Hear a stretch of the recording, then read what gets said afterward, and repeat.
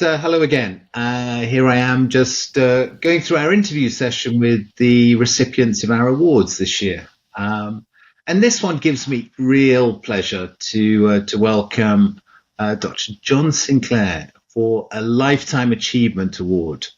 Lifetime Achievement Awards are typically, as the name suggests, it's a culmination of an awful lot of effort over quite a long period of time. So to understand what that period of time has entailed, welcome, John. And please tell us a little bit about your backstory, how you've ended up sitting in Manitoba, enjoying this conversation.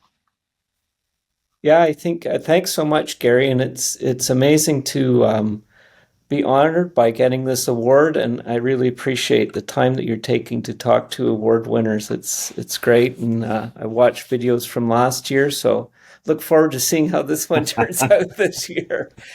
Um, so yeah, it is a long history, and some people will probably will be wondering why Winnipeg. How did you wind up in Winnipeg? It's the center of Canada. Actually, I drive by quite often the actual geographic center of Canada on the Trans Canada Highway, just outside of Winnipeg. It's often recognized as being a very cold place. But I came here for an opportunity to teach at the Natural Resources Institute at the University of Manitoba, which is a graduate institute.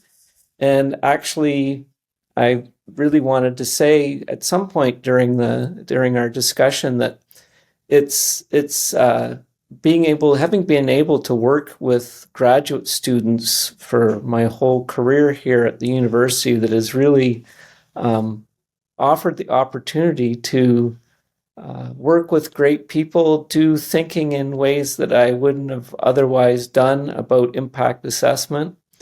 And, I'm really thrilled with some of the things that those graduates have gone on to do after leaving here. But I did some work in universities in Ontario, at Carleton University and then at Waterloo, working with Bob Gibson, who many people will know who listened to this video through the IA community, and got engaged first before I went to Waterloo, in impact assessment around waste management. And then that sort of just continued after I got associated with Bob Gibson and started doing work with him. And we wound up teaching a course to engineers who wanted to learn about impact assessment. I guess that's 35 years ago now. So yeah, It's maybe okay, we longer. can edit out the times. It's all right.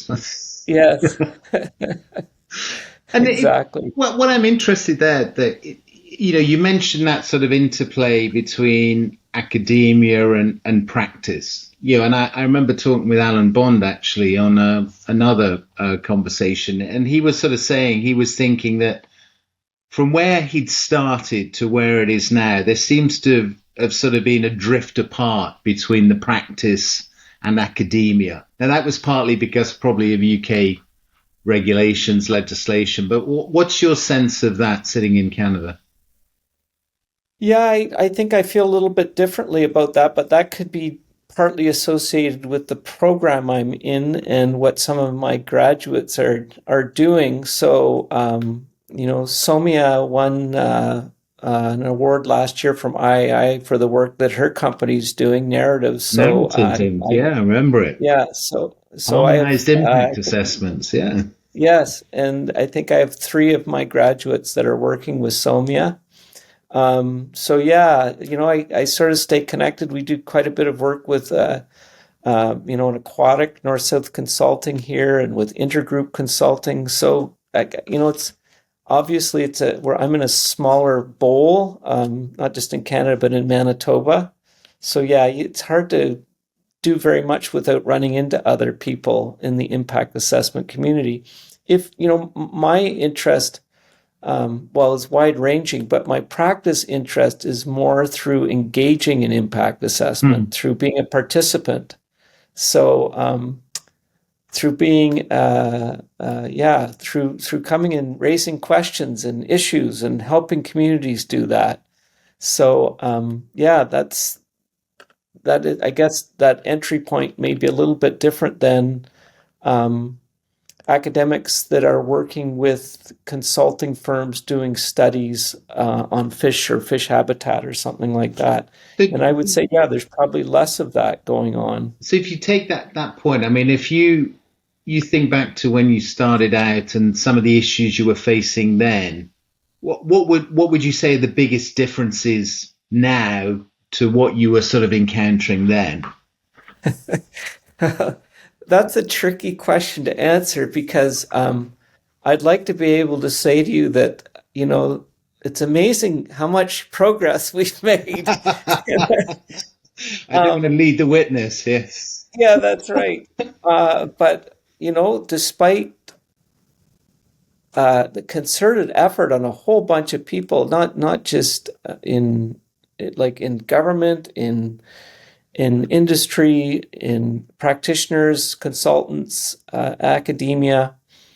Um, yeah, there have been changes. Obviously, there's way more impact assessment being practiced around the globe for sure. We often reference that in the papers and books and things, which is great. There's incorporation of a broader scope of impact assessment, and that's something we've certainly been pushing. And I'm interested in sustainability transitions, in transitioning to a more sustainable sort of society, and I see impact assessment as a key tool in trying to achieve those things.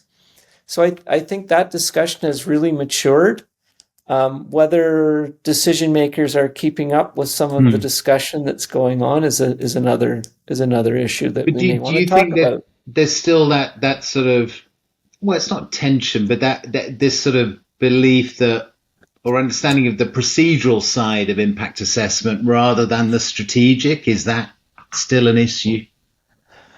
I think it's still an issue for sure, and I think that unfortunately, impact assessment is instead of looking at some of the outcomes, the focus is often on how long it took, Yeah, how long the the process took, process. Yeah, and that's very frustrating. And I think we're in a time right now where we really need to double down on the benefits of looking before we leap.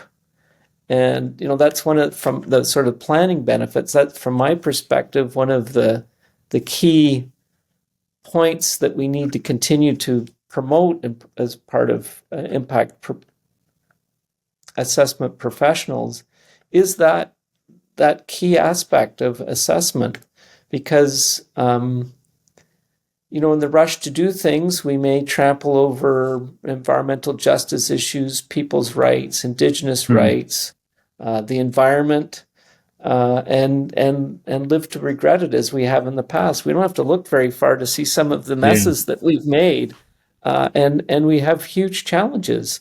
So I really think it's a time to double down on some of those benefits that assessment has, and push back against some of the changes that are yeah. being suggested. The And and I mean, looking ahead, obviously, one the theme of the next conference is how technology comes into the industry, and you see that as generally a positive. I mean, as long as we can hang on to that human assessment element, or do you see it as a bit more sort of existential threat?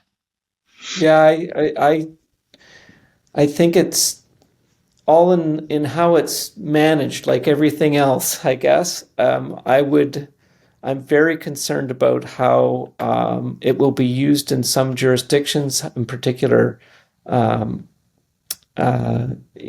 tools that may help to generate information that the public may be concerned about that actually isn't from the public at all. So using AI for all sorts of different reasons and in different ways that sort of reduce the time that it takes to do an assessment, because a lot of the time is taken up in doing studies and talking to people, in trying to figure out the potential impacts on fish or wildlife or whatever it is that a project might impact. And so, yeah, we've already had issues in the broader impact assessment community of assessments being reused for different projects. Mm. So that was before this Yeah. advent of new technology. So I think it's, we really need to figure it out. So hopefully we'll get some answers at the conference this year. Of course we will. Of course we will. Yes.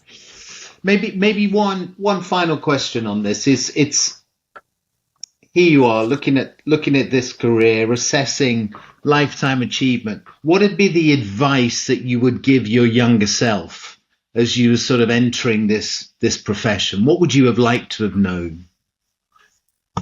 How patient you have to be to, uh, I guess some of my colleagues would disagree. I expect they would, that we have made tremendous strides in and improvements in the types of projects that are undertaken, and often we overlook that.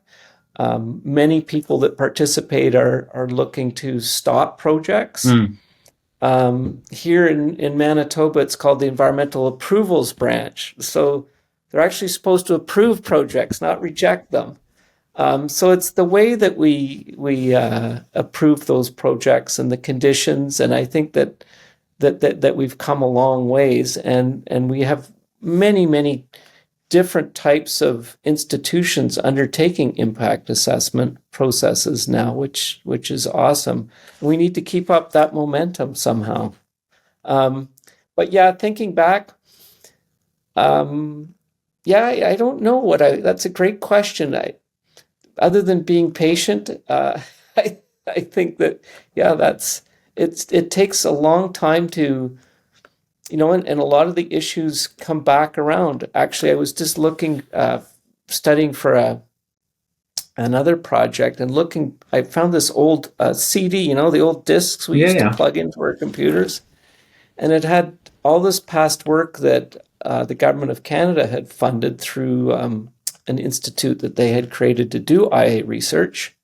And like the issues haven't changed, Gary. The issues are the same.